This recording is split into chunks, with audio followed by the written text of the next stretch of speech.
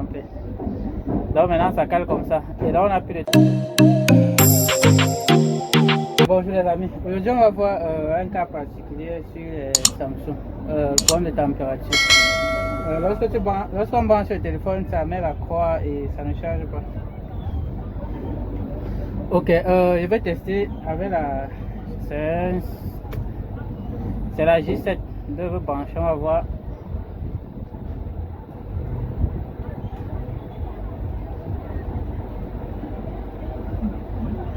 Ok, là ça signale le logo de charge. Et en consommation, ça consomme 0,6 ampères. Et là maintenant c'est tombé à 0,0 ampères. Donc maintenant ça cale comme ça. Et là on a plus de température. Donc comme vous pouvez voir là, on a généralement beaucoup de problèmes comme ça là sur les Samsung. Et parfois aussi sur les Itel. Donc les problèmes de température. Pourtant généralement c'est un problème plutôt facile. Ce problème est généralement lié au thermistor. Donc c'est une résistance qui permet de déterminer la température du téléphone. Donc dans chaque téléphone on trouve au moins 2, 3 et d'autres même 4 ou 5. Et donc le problème est généralement dû à un contact d'eau. Donc si le téléphone est mouillé, ça peut causer ça. Parfois lorsque le téléphone sèche, ça reprend. Donc parfois la résistance a complètement lâché. Il faut changer la résistance là, avant que le téléphone charge. Ok, je vais passer sur le chemin, on va voir. Donc vous avez vu, je vais encore tester. Donc lorsqu'on branche le téléphone, là j'ai mis la batterie, j'ai changé le circuit de charge. Le circuit de charge est tout neuf, ça veut dire que le problème ne vient pas du circuit de charge. Et je branche, ça met la température.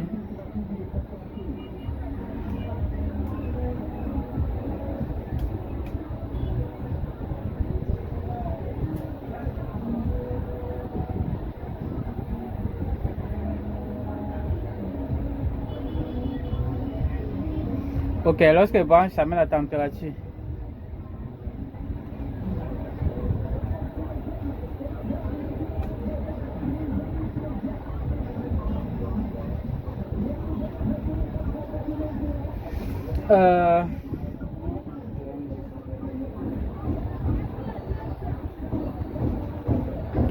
Ok, comme vous pouvez voir là,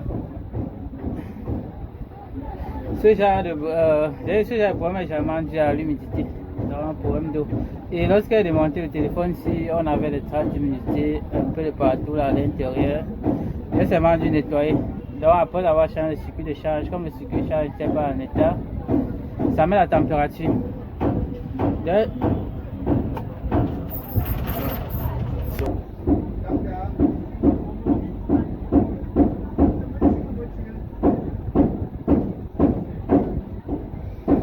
Donc là on peut voir comment les composants ont l'air bizarres.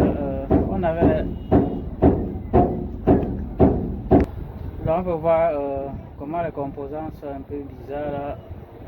Donc on avait les traces d'humidité un peu de partout là-bas. Ok, je vais passer au chemin et on va voir. Ok, ici j'ai borné, ouais. Donc ici il suffit juste de chercher le modèle du téléphone. On va regarder le modèle, c'est la J710. Donc J710, juste ici en bas on trouve thermistor. Donc on va ouvrir le thermistor. Lorsqu'on ouvre le thermistor, on a ça. On va voir partout, on a les thermistors. Bon, généralement le thermostat, hein, c'est la même chose.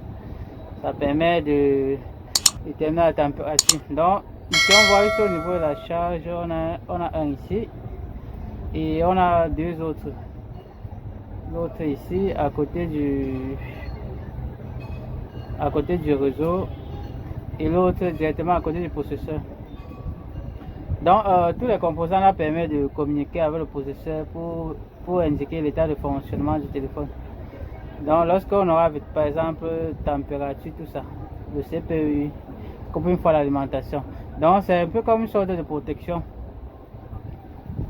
Ok, je vais voir, je vais ouvrir ça en bitmap, on va voir comment ça se présente. Donc tous les thermostats là sont directement reliés avec le CPU. Donc notre premier c'était celui-ci. Donc comme ici on peut voir, il communique directement avec le CPU, juste là. Et le deuxième se trouve quelque part ici, le voici. Généralement sur les cartes mais ils sont notés TH, ici on a TH 2000. Tous communiquent directement avec le CPU. Donc on peut voir que là, ça communique directement avec le CPU. Ok, ici pour changer, il suffit d'avoir, donc j'ai un casque, comme j'ai un casque de Samsung, je vais prendre le casque, je vais voir si la résistance correspond. Parce que pour changer, il faut trouver un thermostat de même valeur. Donc généralement on a 100 kOhm pour les Samsung, pour les iPhones généralement ce sont les 10 kOhm. Donc on va chercher, on va remplacer. Ok, j'ai sur la main une Samsung A22. Donc on va regarder où se trouve le thermostat pour pouvoir changer pour celui-ci. Donc voici, juste ici là, voici notre Samsung A22. Donc ce que j'ai en casse.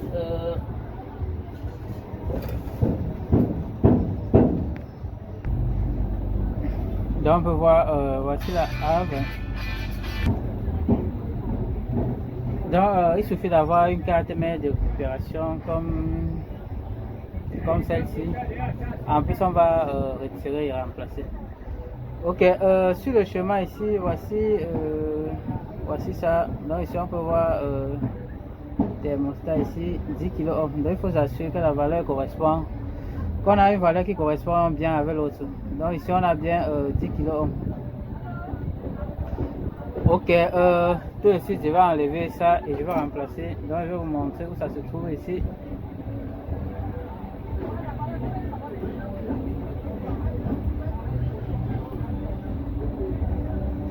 Donc on a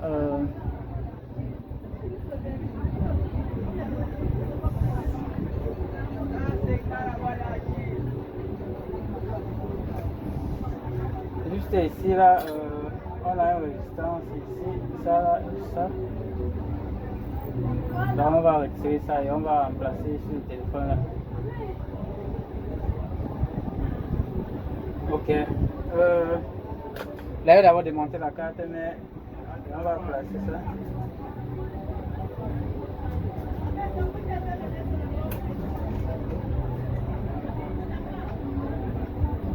Ok, voilà, on est juste là. Ici, on va l'enlever.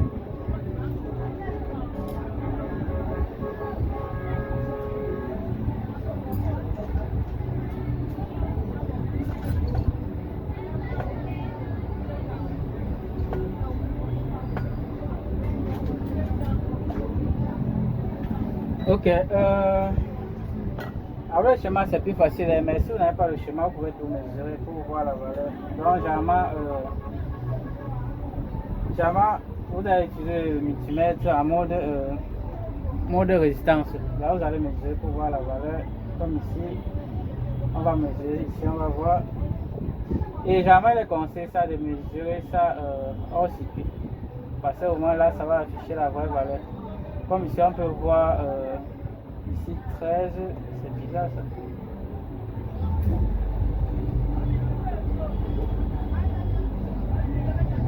Ici on a 1, ici ça c'est jusqu'à méga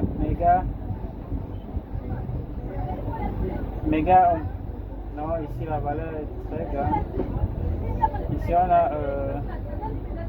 voilà, là c'est ça.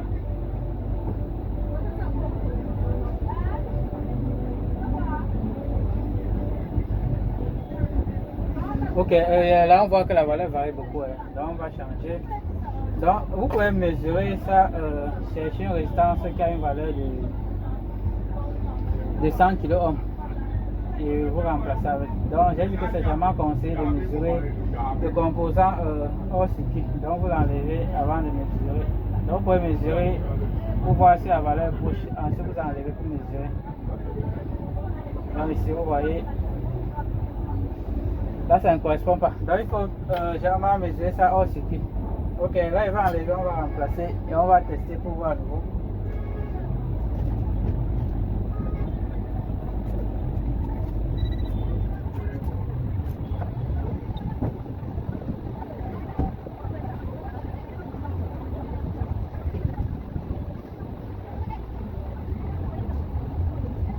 Ok, là je l'ai enlevé. On peut voir qu'ici c'est comme si on a coupé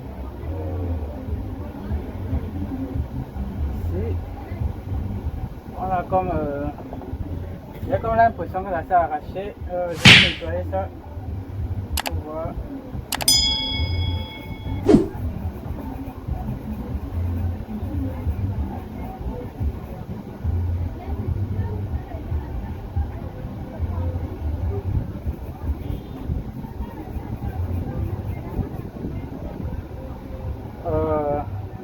Ouais, là on voit que on a vraiment eu coupé au niveau d'ici.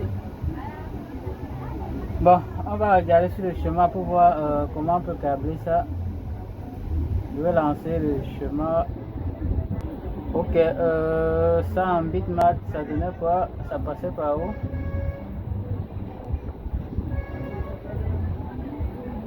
On est juste ici.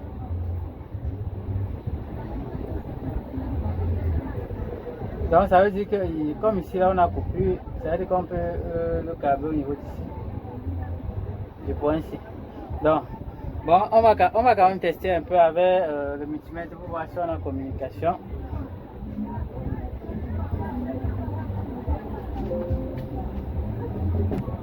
Ok, là il suffit de mettre le multimètre en mode diode et on va tester pour voir s'il y a communication.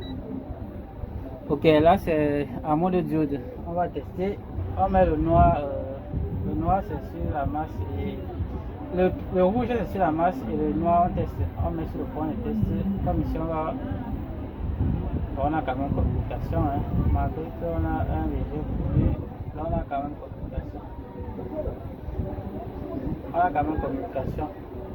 Là on peut voir qu'on a 0,700. On a vraiment communication. Et on va tester aussi au niveau d'ici pour voir. Là. Pour voir si c'est la même valeur.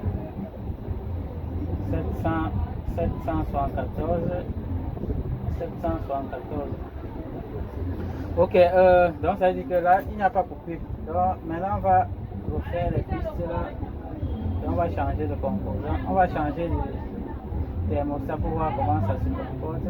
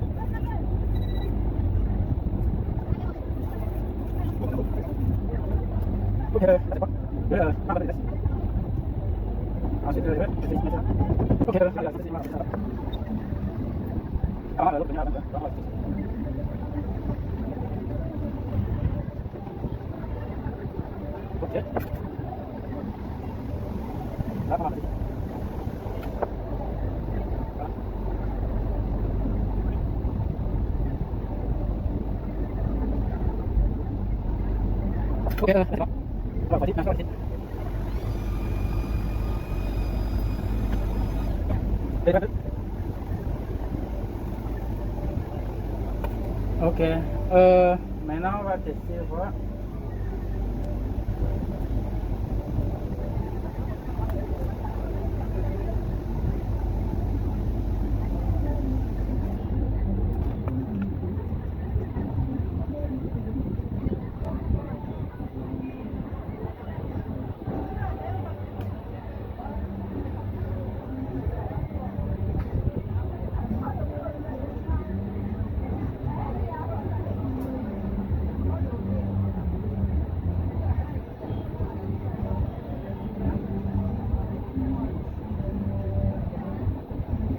Ok, là ça a duré, apparemment ça va prendre Ça ne durait pas comme ça d'abord.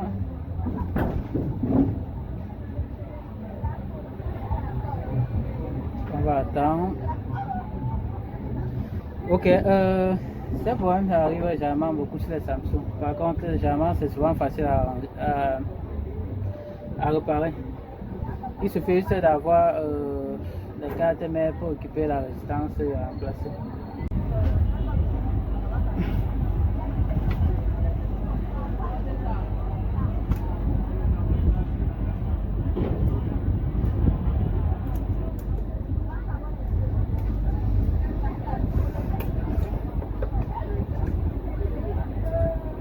Oh, ok, là ça met la température.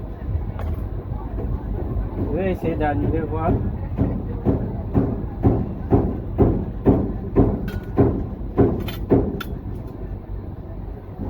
Ça peut être aussi un dysfonctionnement au niveau du processeur. Je vais l'enlever.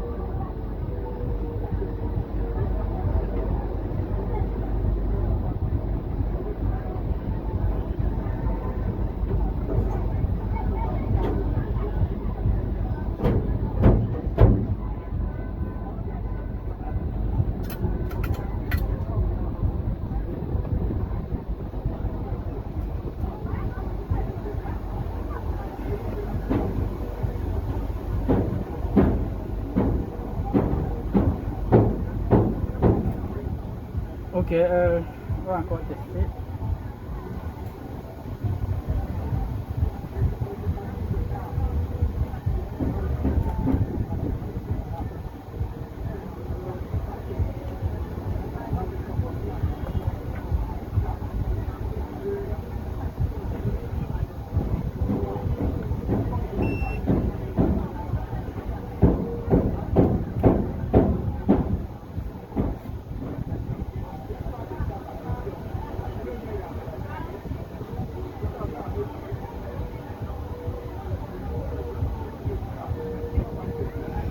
Ok, là maintenant ça prend. Donc ça veut dire que c'était plutôt un dysfonctionnement au niveau du processeur. Maintenant lorsqu'on a annulé, le téléphone charge normalement.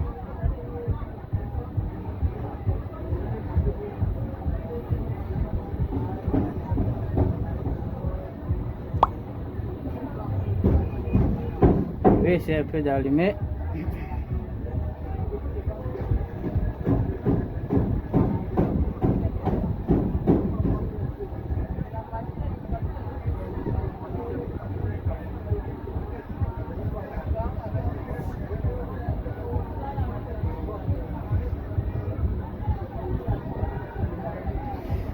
Ici c'était plutôt étonnant. Dans la majorité des cas que j'ai l'habitude de gérer, c'est je change plutôt de résistance.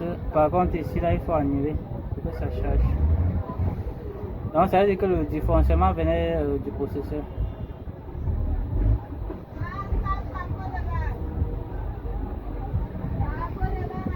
Ok, là ça charge, ça va augmenter.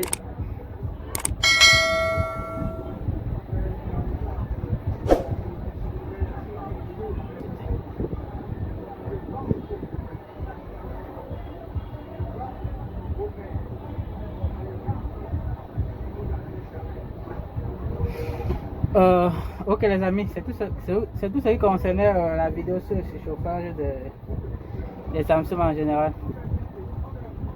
Ok, à bientôt. N'oubliez pas de vous abonner.